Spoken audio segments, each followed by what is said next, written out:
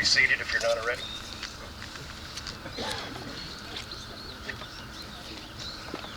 Thank you, Town of LaGrange, for asking me to share this solemn day with you. I especially want to thank Supervisor Alan Bell and the Town Board for continuing this tradition to honor our fallen here in LaGrange. Supervisor Bell and this community are already aware that they have a talented staff serving LaGrange, and I want to acknowledge a member of your team, Kelly Ty.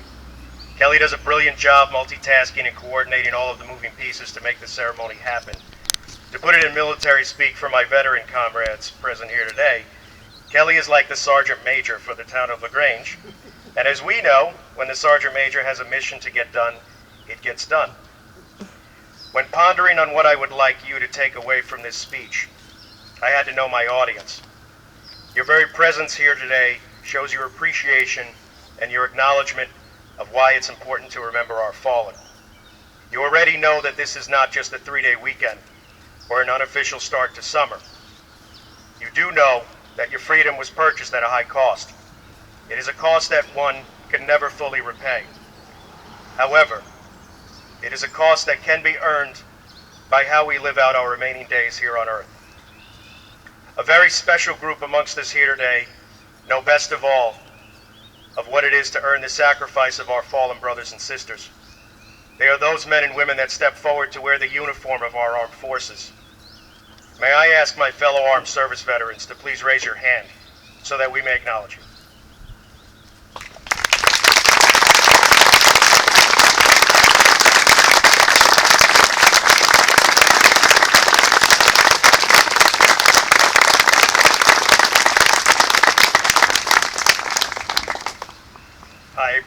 There will be no other orders for the remainder of the ceremony, men and women, so I'm sorry, you guys are mostly done with that.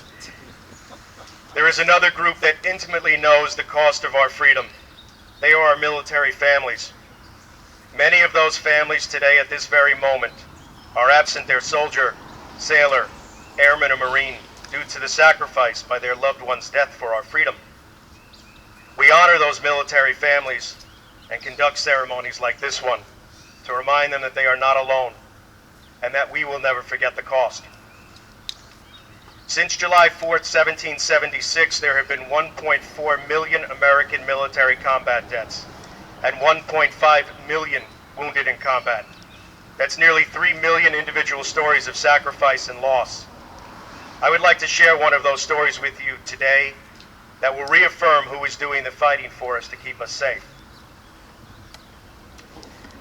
On June 24th, 2008, in Sadr City, Iraq, an Army reservist named Major Dwayne Maurice Kelly put on his helmet, body armor, performed a functions check of his weapons, and mounted an armored vehicle with his team.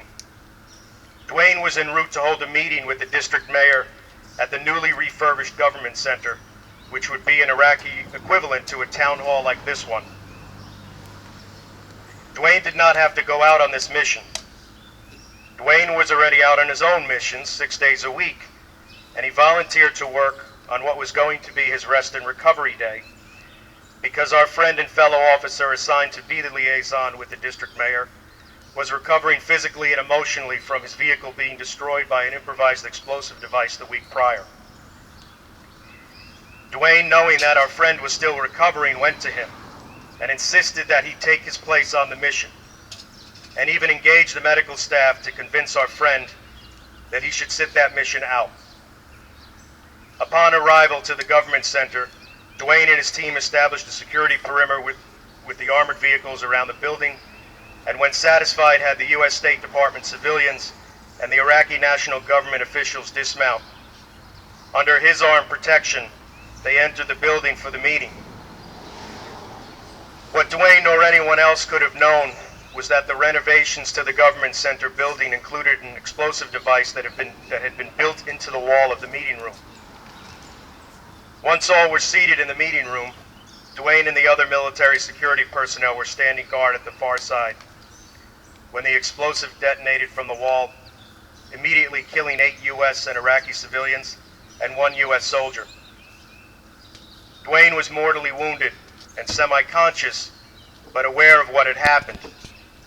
As our forces were hurriedly removing the dead and wounded from the room, they came across Dwayne. As Dwayne was being dragged from the room to his armored vehicle, he used his remaining strength in his shattered and once powerful hand to grab the medic's arm and say these words, "How are the others?" Dwayne didn't scream out in pain, which would have been expected. He didn't ask how bad he was hit. Instead, the first thought that came to his mind, while he was struggling with a pierced heart and shock, was how are the others? The medics worked on Dwayne with determination to keep him alive. They knew Dwayne. They knew that Dwayne had volunteered to take another man's place on this mission. They knew that Dwayne asked them just that morning to please help him convince our friend that he should rest and not go on the mission.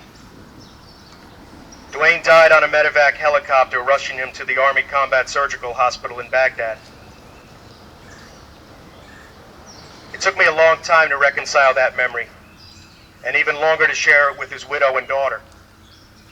They asked me if he suffered, and I was truthful in telling that he had not, and that his brothers and sisters were with him at the end, holding his hand until his grip faded as he left this world for an eternal life. At that time, I just couldn't muster the courage to look his widow in the eye and tell her the details that Dwayne volunteered for the mission and what were his last words.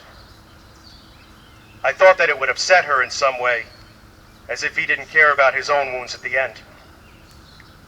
I struggled with what to do. I prayed on it. I discussed it with my fellow veterans, and I came to the conclusion that I need to tell her Dwayne's last words. I asked to meet her. She was as nervous as I was to what she was about to hear about her beloved husband and hero's final moments. I told her that Dwayne volunteered for the mission that killed him, and that his last words were, "How are the others?" She was quiet for a long time and looked off into space. I sat there awkward, feeling regret for sharing those details with her. And then gracefully she looked at me and smiled and said, "It's okay. That's who my husband was. Why else would I have married him?" She gave me a hug and thanked me for making sure that he was never alone at the end. We laughed and shared stories about Dwayne. She is the very portrait of dignity and pride for her burden of being a Gold Star widow. She is involved with numerous charities that help veterans and senior citizens, and Dwayne's spirit is with her every day, as it is for anyone else that knew him. I am no longer crippled with sadness when I'm reminded of Dwayne's sacrifice. I am proud and honored to have served with him. The promise that I make to Dwayne regularly in prayer is that I will continue to earn it. Earn the sacrifice that Dwayne and the 1.4 million fallen have given us, our freedom. Men like Dwayne gave up two lives for us, the one that they lived and the one that they would have lived.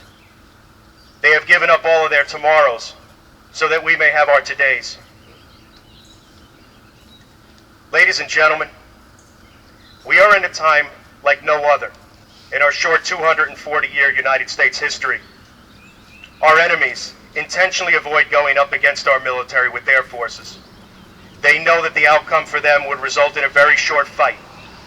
Instead, they attack, intimidate, and butcher innocent civilians to advance a twisted ideology of oppression and slavery. The enemy is on the march in Europe, Africa, the Middle East, and increasingly have attacked Americans on our soil. But know that the men and women who have worn and continue to wear the uniform of our military are unbowed, unbent, and unbroken. We are not intimidated by our enemies who hate us for our freedom.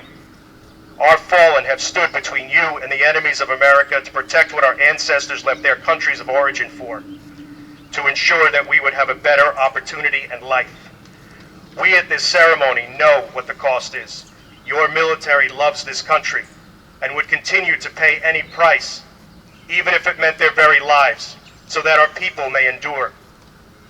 From Bunker Hill to Benghazi, your American fighting men and women have never failed you. They had the courage to defend America regardless of the uncertain outcome of the battle. President Ronald Reagan eloquently stated in his inaugural address in 1981 why we must continue to sacrifice for our freedom. He said, "As for the enemies of freedom, those who are potential adversaries, they will be reminded that peace is the highest aspiration of the American people. We will negotiate for it. We will sacrifice for it. We will not surrender for it, now or ever. Above all, we must realize that no arsenal or no weapon in the arsenals of the world is so formidable as the will and moral courage of free men and women. It is a weapon our adversaries in today's world do not have.